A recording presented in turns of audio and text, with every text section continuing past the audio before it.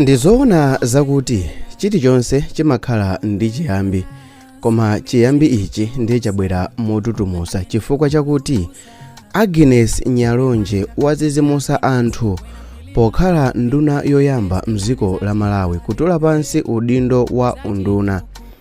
Agnes Nyalonje yemwe anali nduna yoona za ntchito mdziko la Malawi mu ulamuliro wa boma la Tonse Alliance watula pansi udindo pa 7 Disemba mchaka cha 2024. Izitu zazizimusa khwimbi la anthu ku Malawi popeza iyeyo wakhala nduna yoyamba ya boma chiyambireni ulamuliro wa Bakili Muluzi mchaka cha 1994.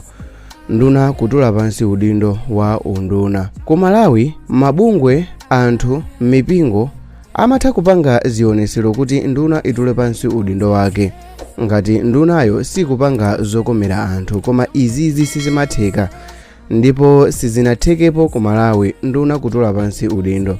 Koma Agnes Nyalonje iyeyo wafuna kuti akhale nduna yoyamba kutula pansi udindo popanda kukakamizidwa kuti atule pansi udindo, ndipo wapanga izi mwakufuna kwake.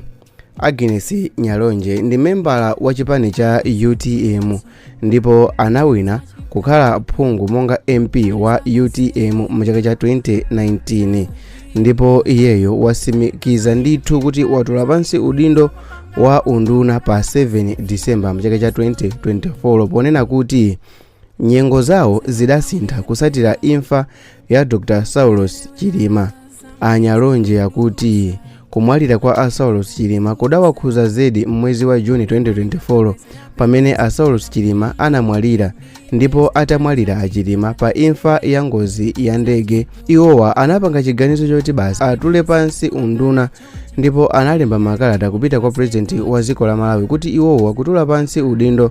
Koma kuchokera mu Juni 2024 a president amakana kusainira makalata a Agnes Nyalonje, ndipo Anyalonje akhala akuvutika zedi, ndipo akhala akuvutisa kwa president wa dziko la Malawi kuti akufuna kutula pansi udindo wa unduna awasainire makalata awo popanga resign, ndipo pofika pa 7 Disemba mchaka cha 2024 ndipo pamene president anagonja ndi kusaina makalata awo, ndipo iwowa adasimikizira nkhani yonseyi mu nyumba zoulusa mawu komanso nyumba zosindikiza mawu pa 7 Disemba mchaka cha 2024.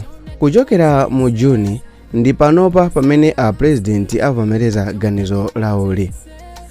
Agnes Nyalonje ndi mmodzi mwa omwe anasankhidwa ngati nduna zaboma kuchokera ku chipani cha UTM, pomwe zipani za UTM ndi MCP zinalowa mu mgwirizano wa Tonse Alliance.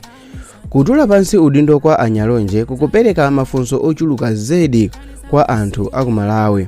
Ena akuti kodi Anyalonje akanena kuti atula pansi udindo wa unduna wawo mboma la Tonse chifukwa chokhuzidwa ndi imfa ya Chilima, iwowa akuganiza kuti anapha Chilima ndi ndani, kapena kuti akuona connection ina yake pa imfa ya Chilimayo ndi boma limene likutumikira panopa? Ndi chifukwa chani ali okwiya kwambiri ndi imfa ya Chilima mpaka na kupereka makalata kwa president wa dziko kuti akufuna kutula pansi udindo? That means kuti mwina mwake akuchitapo sense china chake chimene sichinayende bwino. Perekani maganizo anu tidziwe nawo mu comment section below. Dzina langa ndine Sam Mavita. Until the next video I'm gonna do it, my video now will screen.